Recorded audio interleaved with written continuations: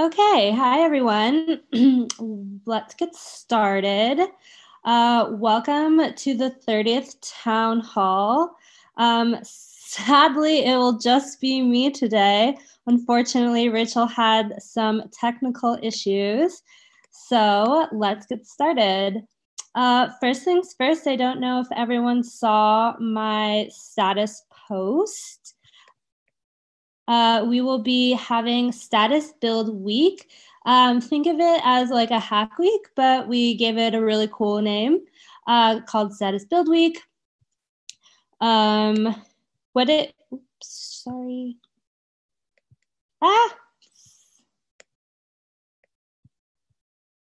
Oh, sorry, my computer screen got messed up. Okay, so basically what Status Build will be, we put out a status post. It'll be like a hack week, as I said. It'll be right after Unicorn DAC week. So here's kind of what the timeline will be. We thought it would be best to line it up with after Unicorn DAC week, just so that we know kind of what needs to be fixed, what we can improve on, and what we can do to just make things better. As you can see, there will be some really cool prizes. And if you know anybody who would like to judge, feel free to let me know.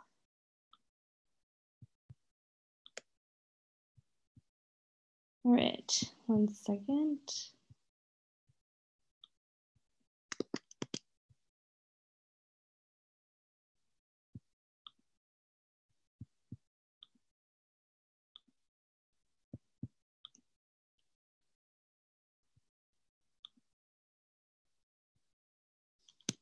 Okay.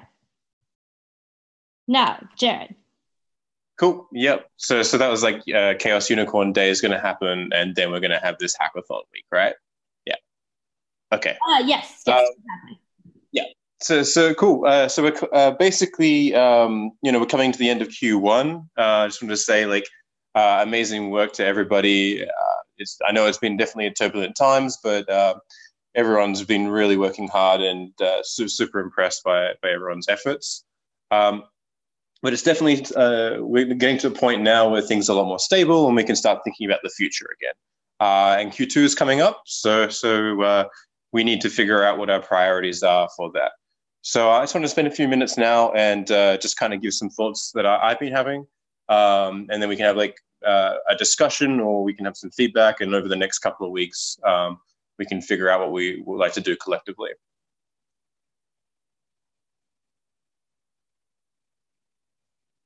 So one of the I think a survey Kerry and JB did, one of the questions is was what are we building? There was this sort of idea that we hadn't really solidified on that during Prague. And it is a little hard to see the forest for trees and see that bigger picture. There's whole bunch of stuff that we're working on constantly. And that's kind of what this slide's about representing. There's just basically a bunch of jumbled stuff. So I basically wanted to ground a lot of this in reality, make it a lot more straightforward. And I hope that can give you the bigger picture first. Next slide, please. So at face value with Status, basically with all the components that we have, like Keycard, the Teller network, and Status, we're essentially creating an open decentralized payment network. At least the touch points to do so. You can kind of think about this as replacing what Visa does, except for it's a lot more interesting. At least I guess I'm kind of biased, but it is permissionless and the community earns fees. So what that kind of means is that anybody can become an ATM, or if they want to interface with the Teller network smart contracts, they can create machines that become ATMs. If you have a key card, you can access funds the same way you would with your debit card, whether it's at point of sales terminals, which, by the way, in our network can be created on the fly by using Status directly. That's really cool because if you're a new vendor, you don't have to buy any dedicated hardware. You can basically just use your mobile phone, or your smartphone, I should say. And in addition to that, Status is also a mobile money client. The same way we have Line or WeChat in Asia. where you can actually pay with your mobile phone. Of course, this is always the intention of Status. So with these sort of 3 touch points, we can pretty much give it a comparable user experience to what already exists today. But of course, there's a lot of differences there. There is no intermediaries in the same way. You can actually profit by running the network. So even though it's open participation, anyone can plug into it. The more people who do, or the people who do, like such as vendors, they can actually earn fees directly rather than having to pay fees out. So the incentives are a lot more aligned in such a network. And we can do all of this without actually having to worry about scalability, at least for the initial sort of iterations. Of course, in the future, that'll either depend on what the Ethereum 2 is capable of, but much more likely we'll end up creating some kind of layer 2 network on top of Ethereum. This could be done in Plasma, or more recently, some of the more interesting researches around ZK rollups, which can also offer a lot more transaction privacy as well. If this is kind of interesting to you, I'd highly recommend David Stern's Electronic Value Exchange. It's definitely a very interesting account of the origins of Visa, and it's kind of like a crystal ball, except for everything set in the 50s. So this is essentially the on-ramp for users into our ecosystem, into all of the wonderful goodies that we're creating. Next slide. But I mean, of course, you should know this by now, but it definitely goes deeper than that. Once we actually onboard people into the application, we can expose them to a whole token economy. This is basically all of the digital assets that we've been creating under SNT, right? So this is all of the white paper promises that we've been working on in Q1. Tribute to talks, ticker market, certain components of the Teller network, the DApp store, DAO in terms of its governance values, and the user growth engine, which is kind of like an affiliate business model, which I've talked about in the past, and we probably won't worry about until like end of Q3, Q4. So what's really interesting about this is that we can now model what this token economy looks like. Barry has been doing some excellent work on this front, and I think he might be presenting some of it today. If not, it'll be in the next town hall. But what this does is it gives us these models that allow us to project into the future and see what our token economy will look like. This is really important for us because, one, it can give us a sense of how to design these systems in the ways that it's maximally efficient in capturing value, but also it can help us with prioritization, testing our assumptions, and also giving us metrics in which to guide the organization in the future. And of course, all of this is supported by the Status application and Nimbus. Yep, next slide. And the third sort of pillar here is how we actually construct Status. And this is a decentralized network. It is open and participatory. And you can think of it as an infinite game. Stuart Brand had recommended this book to me, Finite and Infinite Games. And it's pretty interesting when you're developing a decentralized system to keep this in mind, because the logic isn't what we're kind of used to in how companies are created and how they form. It's basically a winners take all idea. The logic is essentially to win. But in a decentralized system, it doesn't necessarily have to be the case. The logic is actually instead not to lose. So as long as we create the infrastructure for contribution and network growth, it'll always be there for anyone to ever do. So if there's one lonely person out there who would like to see the vision of Status and what we're creating succeed, they can do so without permission. They can do so without anybody else's intervention. And this is where like the DAO comes into play. Hopefully extensions will be used as a way to essentially a sort of gateway to contributing to Status React and like educating people in ClojureScript, but also enhancing the Status client somewhat indirectly. And of course, this is kind of where Embark also comes in, because it allows you to create more dApps on top of Ethereum and increase the utility of the overall ecosystem.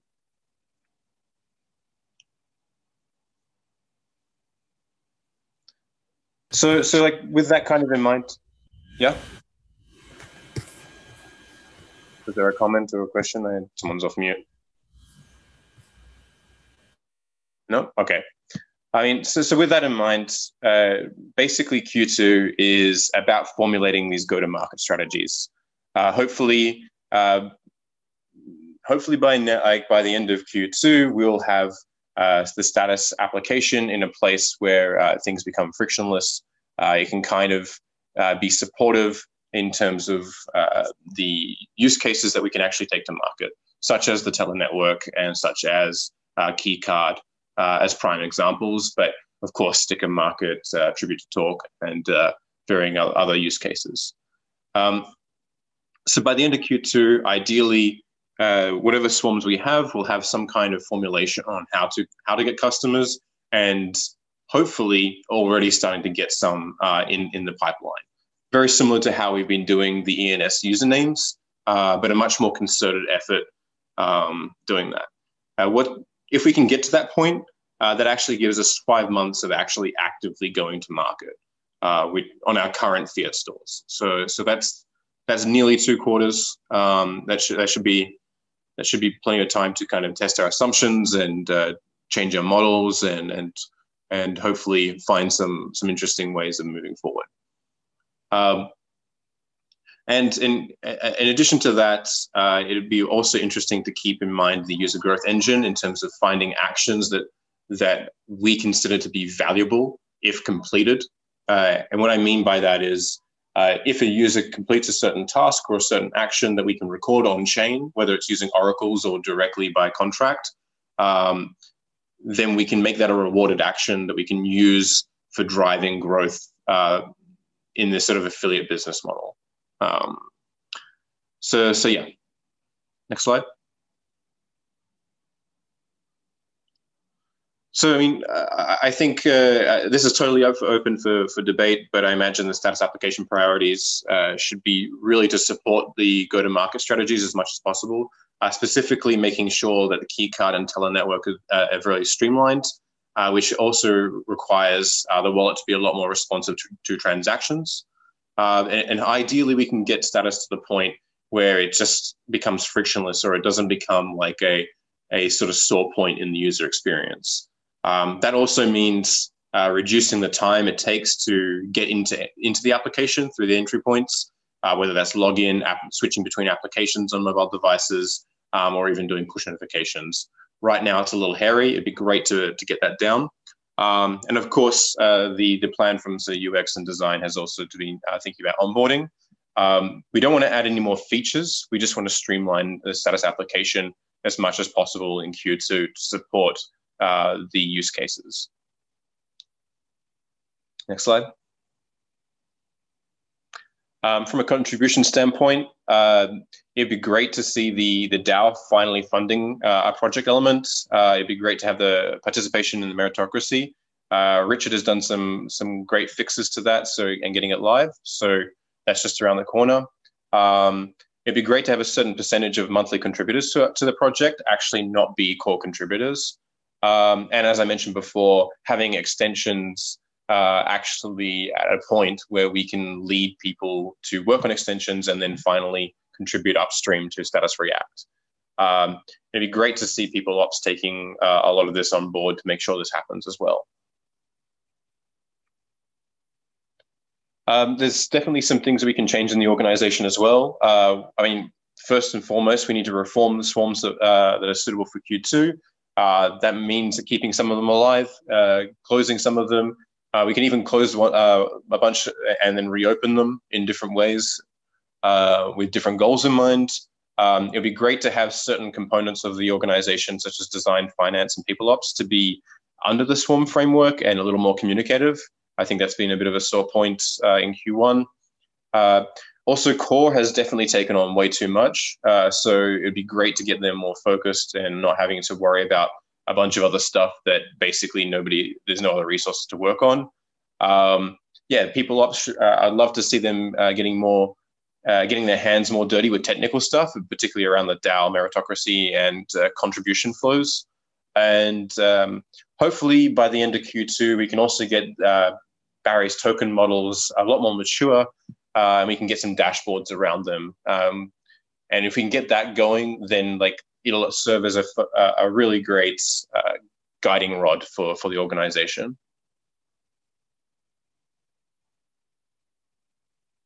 So the biggest issues are like network incentivization. The most impactful to the status application is definitely the messaging research. Core has been doing a really good job making the best of what we have. But messaging is definitely a very long-term research endeavor, and this might be a friction point by the end of Q2. So we definitely need to keep this in mind and do our best to alleviate that as much as possible. Because the protocol stuff is definitely going to take a lot longer. Maybe if we're in an optimistic world, we can get a data synchronization sort of layer integrated, but we shouldn't rush that either. So just hoping everyone's aware of those issues. If I didn't mention anything, it's not because it isn't important, but it's probably more of a discussion for the Swarm stuff. And if you have any feedback on these sort of ideas or what we should prioritize, definitely let me know. I don't know if we should do a call another time or make a discuss thread, probably both. But I think that's pretty much it from me. Thanks. Cool, thanks, Jared. All right, now let's hop up or jump into Swarm updates. First, we have Eric. Eric?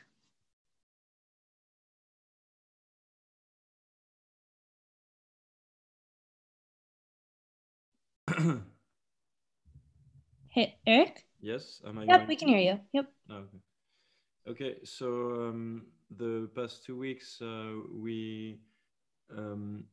so Tribute to Talk is part of the chat team, so we were working on a few other things, but regarding Tribute to Talk only, we are now in the implementation phase, and there was a few issues that popped out that we had to discuss with Vitaly, and which also involved Ricardo and Richard, the smart contract developers.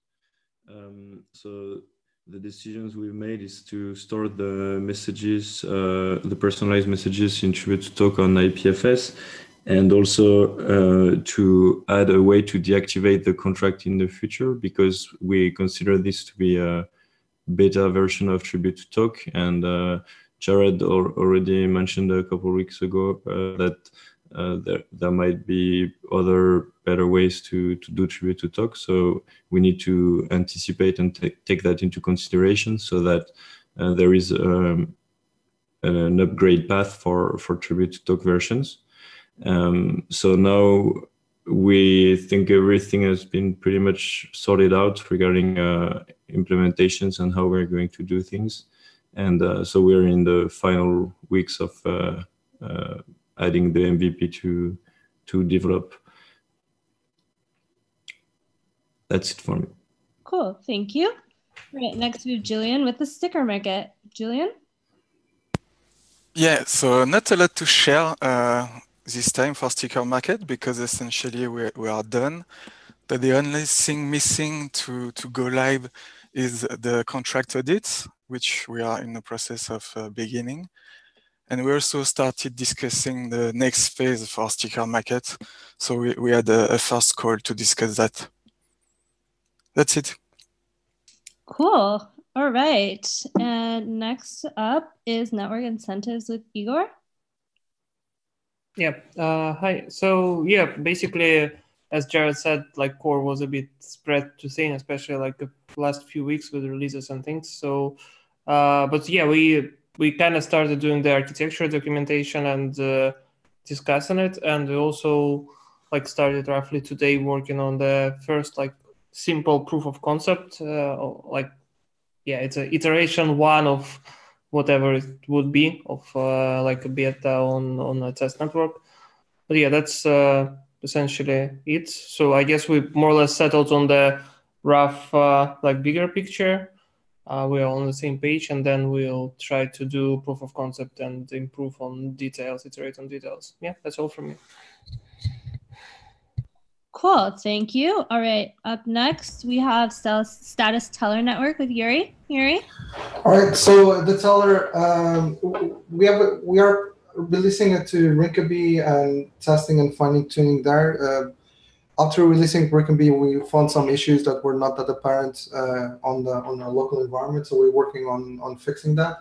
At the same time, we're updating it to Embark 4 and Create React App, which is taking some work currently. We're starting to work on the implementation of the second phase for the arbitration protocol, if we decide to use that protocol in the end. And we're also planning to test with the real users soon in one of the hackathons that are coming in the next month or so, 2 months or so. And so our goal is really to have it all ready so we can actually test it with those users and see our assumptions and what we should change. For the DAO. All right, for the DAO, so the DAO is pretty much, Barry has been the only DAO working on that. We'll change that soon. I think it's going to do a demo soon. I could do a quick demo right now. All right, cool. Yeah, so actually, also Hester's put did a lot of good research and has some good ideas about how we can better present the liquid funding dApp to end users. What we have so far, I guess, is more, we made some good headway on the technical front in terms of the actual, a project page where you can create almost like a Kickstarter-like project page for your project, and then which would allow any delegate that a funder appointed to try to back the project. And I guess what makes it interesting as far as what we've done is, even though it's still fully decentralized, for this dApp, what we've done that's a little different is in like a normal client server application, you may have an API that interfaces with a database. And so what we essentially did here is to still try to keep it decentralized, but improve the user experience. We've effectively moved the database to the client side and host all assets related to presentation on IPFS. And actually that creates a experience that's remarkably close to like a centralized application, which I'll demo right now, and looks pretty quick. This is what a page would essentially look like. And if you look, basically everything on the right half of the screen is just presentation data. The name of the, who's behind the project, the title, subtitle, any media assets, as well as, you know, what their goal is. So a project creator is, as far as what we can put into a project page, we're no longer limited by what we can store in the contract. In fact, the only thing we actually have to store in the contract is the IPFS hash, which is this. And if we look at what gets uploaded to IPFS, it's a folder that contains a manifest and then any assets that the manifest would point to. In our case, the video itself is on YouTube, so we just put the URL in there. But this would essentially allow anybody to create a project, manage their project in a permissionless way, and then, you know, also back a project in a permissionless way. So I guess the next steps is just to complete the actual back project flow, where when someone clicks back project as a delegate, they can back it. The funder who they got the funding from will have a flow to be able to veto it if for some reason it doesn't align with the goals of the funder. But that's the current state of liquid funding. Wow, really cool stuff. Thanks, Barry, for that quick demo. Okay, 1 second. Let me just get the screen back up for the presentation. All right. Dap Store, Andy. Yeah, thanks. And thanks for putting me after that awesome presentation. I feel super good. So the DApp store is moving along nicely. We have contracted an agency in Cape Town to build the version 1 of our designs, just a redesigned DApp store to make navigation and like browsing dApps easy and a pleasure. There's no contract integration or anything funky happening there. On the contract side of things, we are still researching some interesting ways to handle export in Solidity, but it has proved more beneficial to go down the Viper route. Just Viper is capable of handling signed it strong type, better than so version of. Can you hear me? Kind of. You were actually cutting out for most of it. Sorry, there is like huge power outages in South Africa at the moment, so I'm on mobile data. Is that better? It's a little bit better. Okay, so yes, like the Viper contract has been worked on through a bounty. We have an initial version, and Jacques has put together a bare bones testing framework for us. The next steps will be to implement a library that does square roots with precision and flesh out the testing framework. And then we can get busy on version 2, which includes contract integration and upvotes and downvotes and real ranking with SNT. So we're moving along nicely. Cool. Thanks for the update. All right. And Igor again with core improvements. Yeah. So during the last 2 weeks, we also released one more version, which was a hotfix for, a few more reliability issues for a few more cases. And it looks like it's a never-ending story. And as you see, we're planning to work on it even more during the next 2 weeks, that's for sure. So the next thing we are going to do is we're going to prepare for this Chaos Unicorn Day, because just to be sure that it happens, because it's not like we can't just shut down our cluster, but for instance, to quote unquote shut down Infura, we'll need to do some client-side implementation, and also we need to warnings and other things. So one more thing that Pedro did an amazing job, like preparing this uniform setup environment. So like it will both makes it simpler for the core contributors to install the whole environment to build the application, but also it will help with reproducible builds. And of course, for all of those who are like external, not the core contributors, it's like extremely important to have some environment you can build essentially in a few command line commands, and not like right now it's very complicated. So I hope it will bring more contributions to our application as well. And one more thing is that we also did some initial work to reduce redraws in the UI. Roman did this, at least the low-hanging fruits. There were a few PRs during these 2 weeks. And finally, we decided to go back to a fixed release schedule. We used to have this like every 2 weeks, but then we decided to kind of relax this. And now we figured out that the communication burden that it brings, like this, you never know when the next release is and things like that. So this communication burden doesn't really, it's not worth it. So we decided to go back to like bi-weekly release schedule. And we also created a web page on Status IAM that I forgot to put on this slide that actually visualizes and shows the next 4 planned releases together with feature freezes. But I'll share it later in the status channel. That's all for me. Cool. Well, thanks everyone for Swarm updates. Now we're going to jump into a few other updates.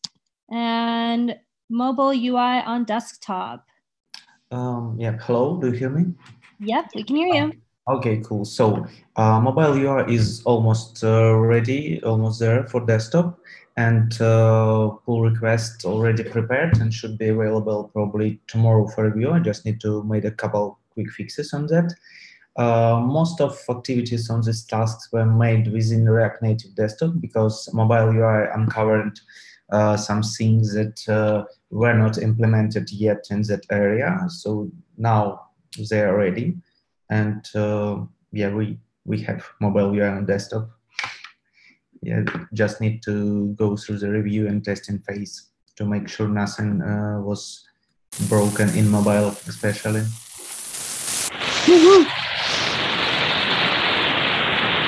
Oh, thanks. All right. Let's see. Next, we have moving to Nix. Yeah. Pedro? All right. Yeah. So as Igor mentioned, we're moving to this Nix package manager. This is a branch which is close to be merged later this week. So Nix is a functional package manager written in Haskell. And it's, the goal is to build pure packages, pure in the sense that they don't have any side effects, or at least as least as possible. It allows us to target both Linux and macOS with the same code, whereas previously we had different package managers, one for Linux and one for macOS, which made it harder to ensure that we had similar environments. With Nix, it's all done. It's all handled on the Nix side. The recipes are written in Haskell as well.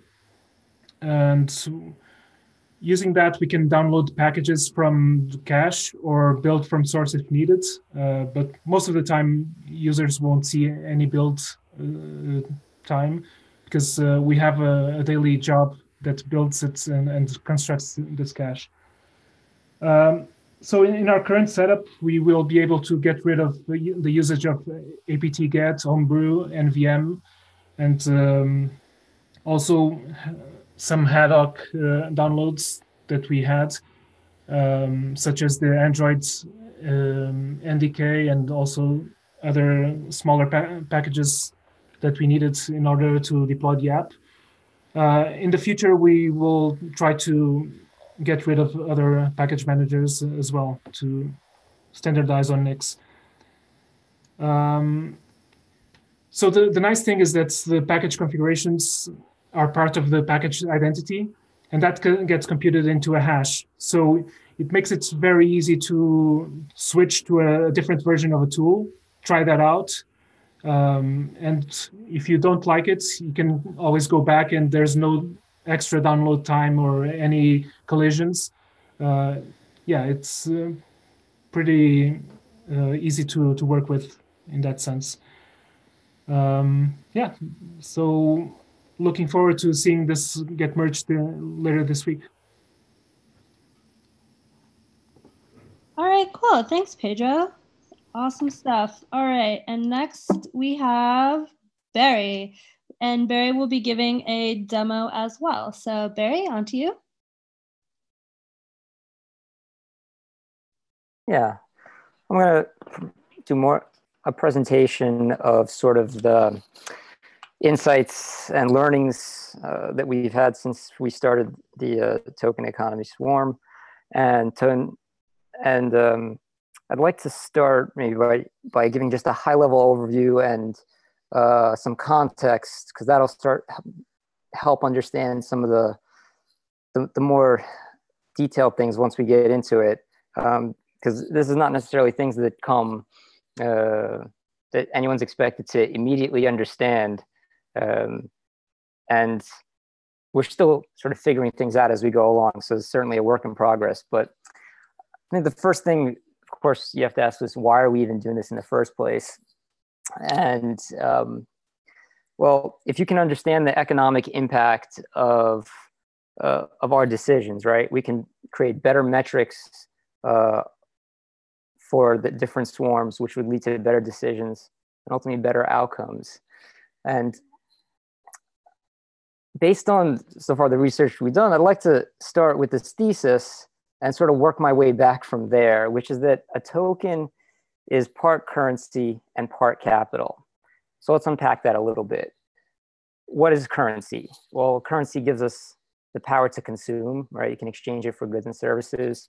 It's a means of exchange, unit of account. And what's capital? Well, capital has the power to govern, and it's a store of value generally. And power to govern in the sense that when it's in the form of equity, perhaps it gives you voting power and so forth. The interesting thing is though, and so a lot of the data that I'm going to present in this initial slide, I used the US economy only because of the data availability, the size of that market, and just for consistency, I kept with the US economy all the way down. But these patterns seem to recur across basically all modern economies. So the difference right now is that modern economies separate capital from currency, right? The average person being paid in fiat doesn't participate in the broad economic value being created. And we see this. This is an actual chart from a study put out by the US Congressional Budget Office that showed over time, the wealth starts to accumulate more and more with the people who already have wealth. And in 2013, the bottom 50% of the country owned 1% of the assets, and you see the top continue to snowball higher and higher. And in 2018, it's gotten even worse. So the trend continues, and you have to ask, what's the systemic reason why this happens? And well, for one, we can look at how all the assets in the economy are split up. This is a graph. This is a pie chart just showing how it's split up. Of all the main assets in the economy, currency makes up about 5%. But currency is what the vast majority of people get paid in and end up hoarding and keep most of their worth in. But it's interesting because the economy itself, 95% of it is not made up of currency. And so what the effect of that is that if the majority of people are keeping their, the product of their work and their wealth in a depreciating asset, this makes sense why you keep seeing this pattern emerge where the majority end up owning less and less of a stake in the economy. Because this is a total returns of these three different assets we just showed above from 2004 to 2018 when I got the starting data. The only one that's negative is the domestic purchasing power of the US dollar. And this is a trend you see among all fiat currencies, not necessarily just the dollar, right? And this is just a graph where we've actually visualized all these different assets over time. And you can see the only one that's consistently just gone negative is the domestic purchasing power of the dollar. And there's other prices here. One I would just quickly point your attention to is this one, which is not a real asset, but it's a synthetic one that we created, which is an equal weighted blend of the three assets and how it would have performed over time.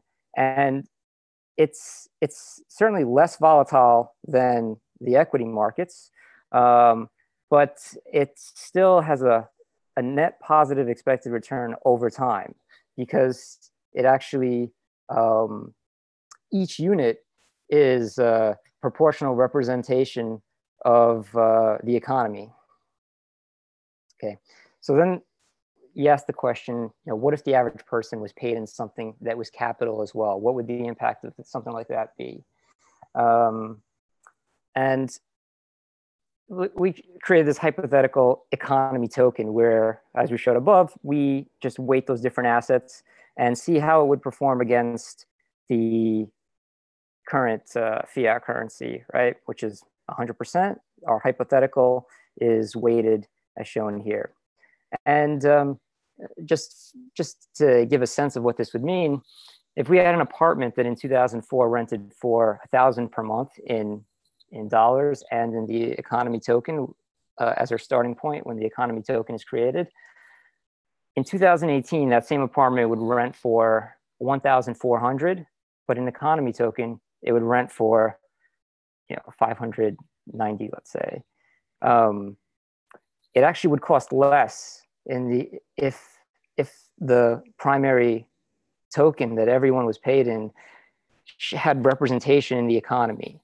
And besides the fact that the average person would be able to preserve more of the wealth that they earned over time, it would start to, because you have less of a concentration of capital now, you also have less of a concentration in governance power, right? Because that capital concentration has governance power in terms of all the corporations of an economy. And those corporations have a big influence on the politics of a nation as well. So it starts to more, over time, it should start to more evenly distribute the power amongst all stakeholders in an economy. Now, I want to shift gears, and there's one thing in that chart, you may or may not have seen it, but the total return of the economy token is actually greater than the GDP. The GDP is simply just a measure of all the output that the U.S. Created over a certain period. So someone might ask, why would the actual returns of the markets be greater than the GDP? And I think if you understand this, you will fundamentally understand how markets work, and this will create an initial framework for better understanding how to evaluate use cases going forward. It's that markets are discounting mechanisms, and measures like the GDP look at what's already happened, right? And so what are they discounting? I mean, they're discounting the future, but they're discounting all the future cash flows, and discounted to the present. And when you say discounted to the present, you have to discount these future cash flows against uncertainty, risks, inflation, all those things. But if you understand this principle, and this is really at the core of it, you basically can get an understanding of, you have a pretty good base level for understanding how markets work. So now, specifically within crypto utility cases, we've identified two main types of cash flows, right? And if we back out to thinking about cash flows, we can use existing valuation methodologies we can apply existing valuation methodologies to them. So one of those types is token bonding and unbonding. And another type is value flow through the network. Let me talk a little more about what those might look like. So an example of value flow is simply a buyer or seller transacting through the network. Buyer sends the seller some token, seller sends the buyer some good or service, and that's it. Network incentivization might be an example of that, where there's a node operator, someone needs them to relay messages for them, so they pay them to relay the messages. That's an example. And you would use a different approach for valuing the cash flows of these, because the cash is it's not staying in the network, it's sort of flowing through it. Token bonding, for example, might be something like ENS usernames, where when you register a name, your token gets locked up in the contract. And when you unregister, or when you want to release a name, you can get your tokens back. And so using this approach, you can value these cash flows basically as, in a given period, all the tokens locked up minus all the tokens released is your net cash flows, and you discount those to the present. And if anyone wants you can get links to these notebooks, and all the data is in these notebooks that you could explore and elaborate on that yourself. I want to dive now into the actual use cases. So we've combined all these we've come up with initial models for a lot of these use cases, and they're very preliminary. But after we've built them, created all these models, you can basically just add their combined utility values together to get a combined utility value for the network. Of course, the network might have more utility values that we didn't account for, but it's just a model, and models are not going to be perfect, and they're definitely subject to improvement. But I think the value in them is that it allows us to know if we're moving in the right direction and what levers we should adjust in order to what levers we should adjust as we're building products, right? So I'm just picking the first use case in there just to show what are some of these levers in a model, right? So using network incentivization as an example, there's a couple parameters that all these use cases share in common, right? The number of current status users in the network, the user growth rate per year, the churn rate. These first three, they're common amongst all the use cases, right? They're sort of a good starting point to be able to gauge what the impact is on the metrics that are unique to the use case itself. Now, what's unique, let's say, to network incentivization is the average number of messages sent per user per day, right? That's a metric that, say, may not be very relevant to something like ENS usernames, right? ENS usernames would be more interested to know, the number of registrations or the percent of users that register a name. But in order to get a sense of how value is going to be created here, we need to be able to also come up with some estimate. And this is all a work in progress. We used 50 as just a gut feeling number. And so we're completely open to a more objective measure here. The other thing that needs to be figured out is what's the cost per message, right? So if you figure out how many users you have in a given year, how many messages they're sending, and what the cost per message is, you can calculate roughly how much value is being transacted through the network in a given year, right? So we go forward, we calculate based on our user growth rate and our starting point of users, number of users over time. We apply that to our, we calculate our gross product from that, right? So the valuation formula we use here is one called the equation of exchange, which can be summarized as this, which is the monetary base times the velocity is equal to the price and the quantity, price times the quantity. There's a lot to unpack there, so I'll try, but it's okay if you don't get it all here. And if you have questions, you can certainly message me after this, and I'll be happy to point you in the right direction. So if we take the number of messages per year times the quantity of the messages, we get the gross product for a given year, right? Now, to get the monetary base, we need to divide by the velocity of these tokens.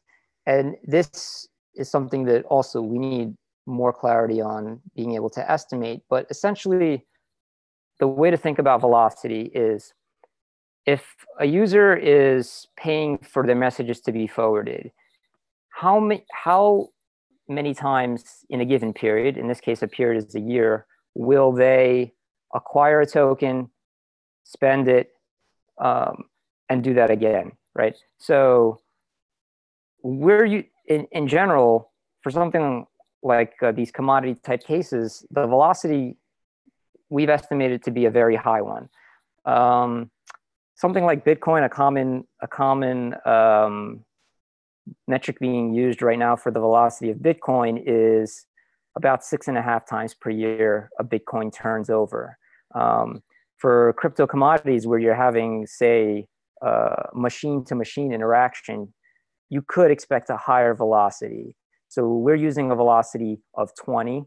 That's been estimated by some other researchers, but certainly open to debate, and certainly interested to see what it will be once these use cases are live and we can actually measure these things. But for now, we have to start somewhere. The discount rate, well, you got to discount the future earnings by something. I won't spend too much time here, but if you're interested, you could go to this notebook, and there's an extensive study on how we computed our discount rate. Now, once you get all these future cash flows and you discount them to the present, the one thing you still need to do is you need to then apply the probability of failure. That also is going to impact your value. And I'll just quickly go here. In this case, the present utility value has been calculated here, but it's actually the discounted value multiplied by the probability of success, right? So, or 1 minus the probability of failure. So these are sort of initial starting points and are also up for debate what their weight should be, what is missing, what needs to be added. But I'll walk you through some things. So right now, this particular notebook has a probability failure of 72%. And so what are the things that influence that number, right? So for one is the milestones, right? If it's being researched versus say it's in active development, well, the probability of failure goes down. If it's deployed to mainnet, it's now at under 50%. If your key metric is positive, you're now at 30%. Your key metric is growing over time, you're under 20%, right? And if your value accrual exceeds the cost of capital, well, you're already approaching 10%. But we won't go too deep on that right now, as really no one in the space is at that point anyhow.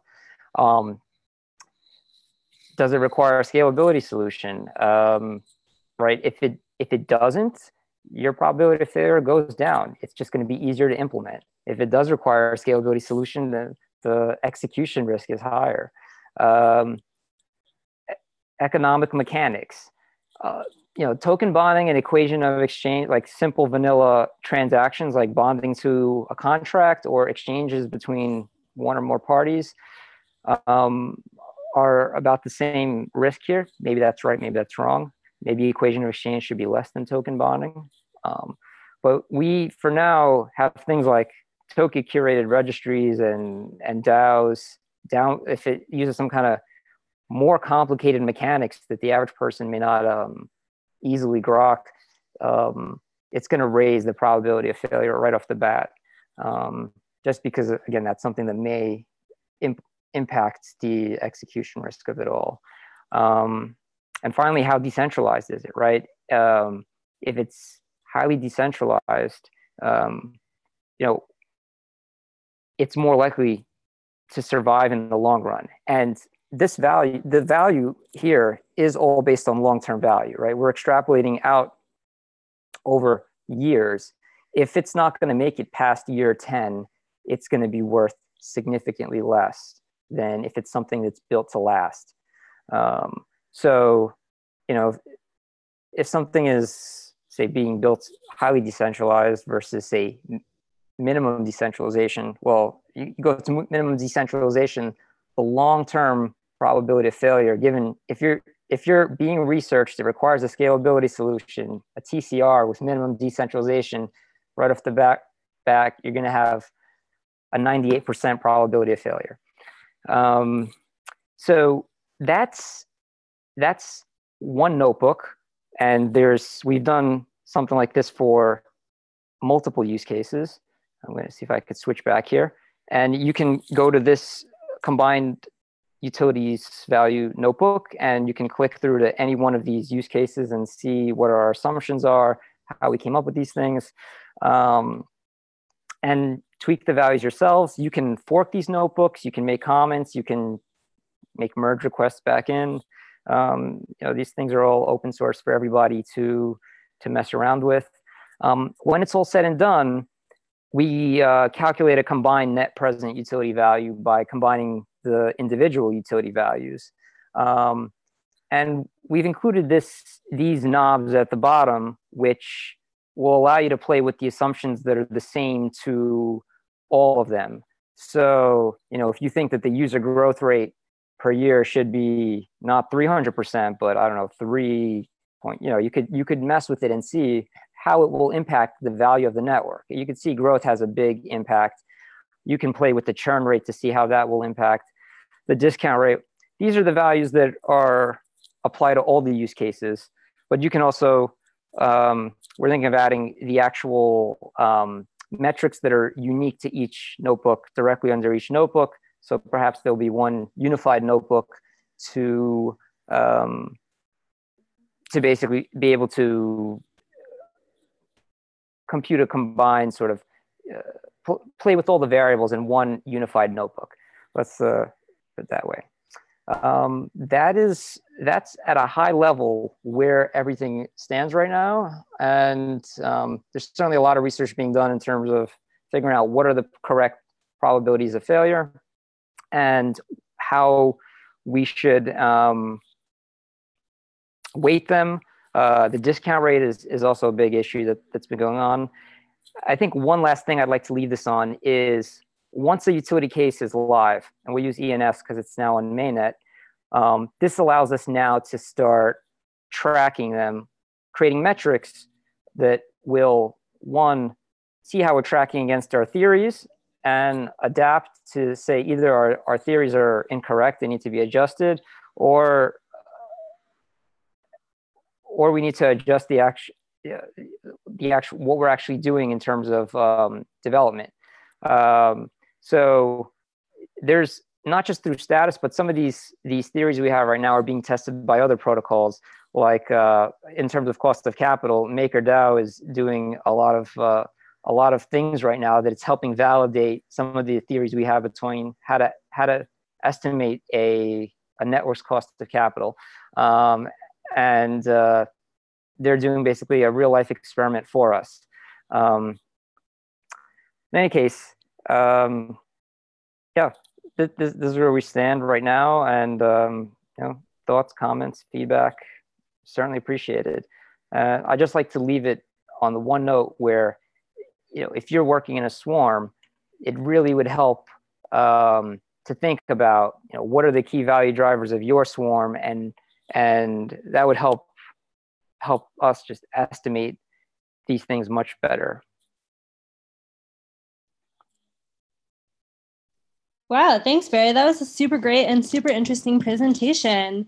So basically now we have just 2 minutes, which is just Q&A. Does anybody have, I guess, any questions about Barry's presentation, desktop, anything that you saw today, or any other questions? We maybe have time for one.